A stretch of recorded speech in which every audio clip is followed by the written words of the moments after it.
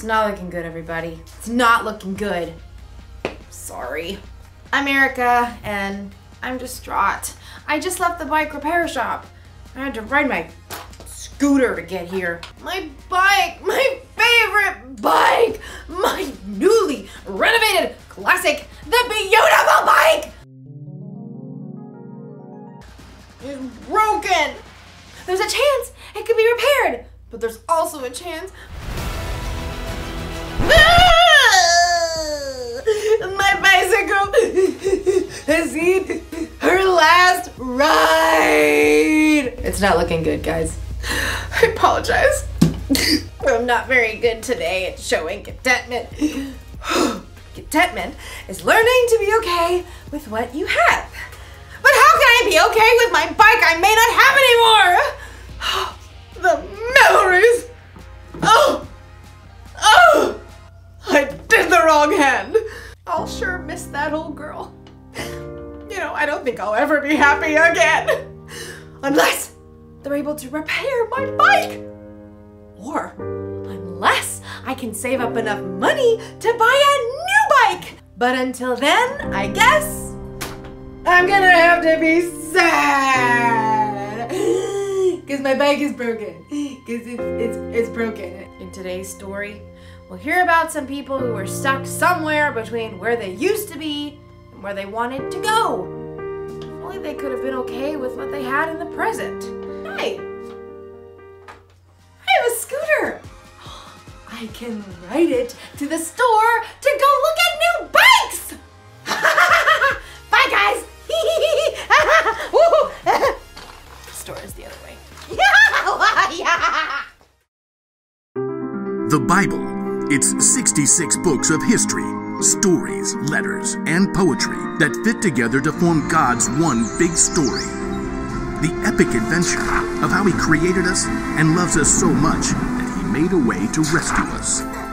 As we travel through the Bible, from Genesis to Revelation, we discover people who met God and found their lives changed forever. Now, for an amazing story.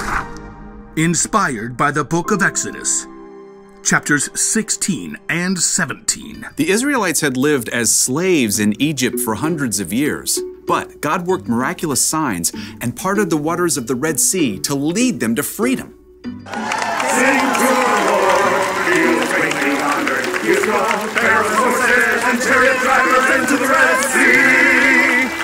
Sea. God's people were free.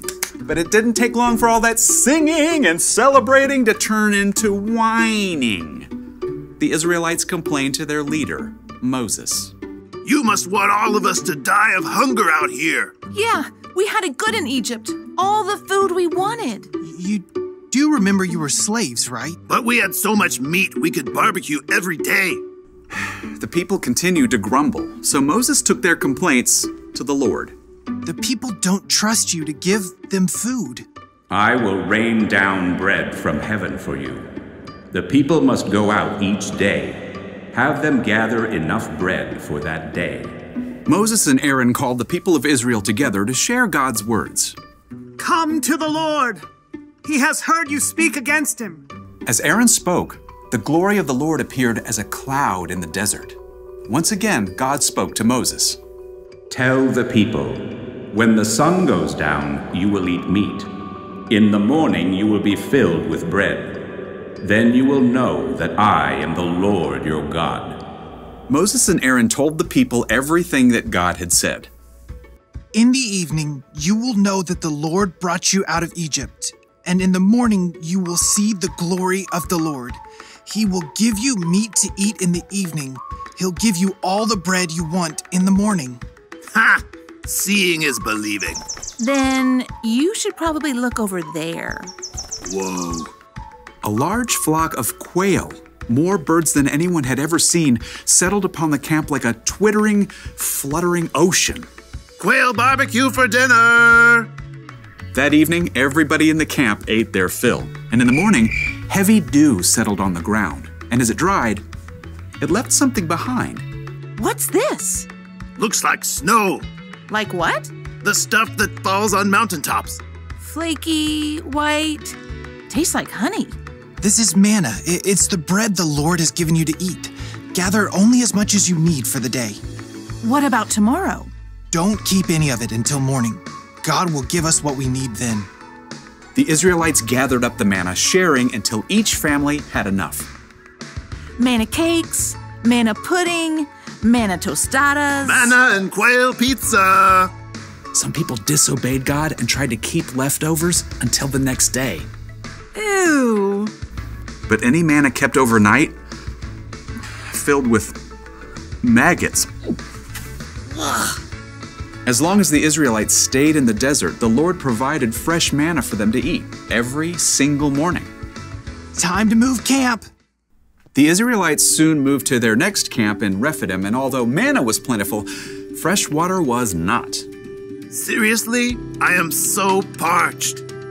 Even though God had worked miracle upon miracle and provided food from nowhere, the Israelites still panicked. They turned on Moses once again.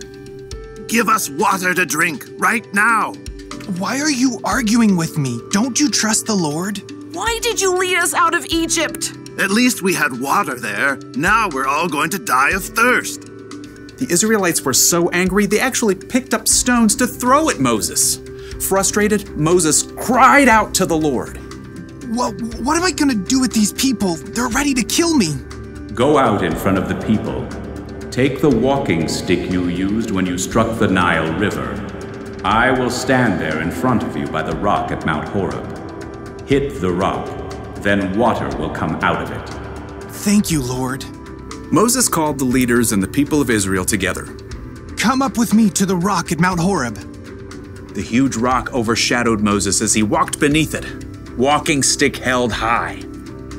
Now see what God will do. Moses struck the rock. Immediately, God caused cold, clear water to gush from the rock, forming a rushing stream below. Not bad. Yeah, I guess it beats Egypt. For now. Over and over, God showed that He would care for His people. But still, the Israelites were tempted to long for what they had before, in spite of their newfound freedom.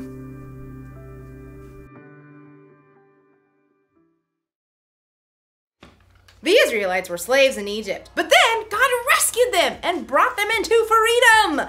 You'd think they would be overjoyed, but instead, they whined and complained about what they didn't have. Now, it's easy for us to look back at the Israelites and think, how could they act that way? Didn't they realize what God had done for them? But the truth is, we can sometimes whine and complain when we don't immediately get what we want. Sometimes we look backwards, like when we start a new school year. My teacher last year didn't give us much homework. Sometimes we look to the future, like when we're waiting for something exciting. I want Christmas to be here right now! We spend all this time looking backward and forward that we completely forget to look at what we have right now. For instance, right now, I may not have a bicycle, but I do have a scooter. What about you? Think about it. Don't think about what you don't have. Think of what you do have. It could be a favorite toy or a favorite thing to wear. Could be friends. Could be a place to sleep at night. Could be family. What do you have right now? I can tell you one thing you have, no matter who you are. You have a God who loves you so much that He sent His Son Jesus to die for you. And that will always be true. Here's the one thing to remember today. Don't miss out on what you have right now. Right now, I have a good attitude. I've got strength and energy. And I've got a scooter to ride around on. I'm so content. I'll see ya. Vroom.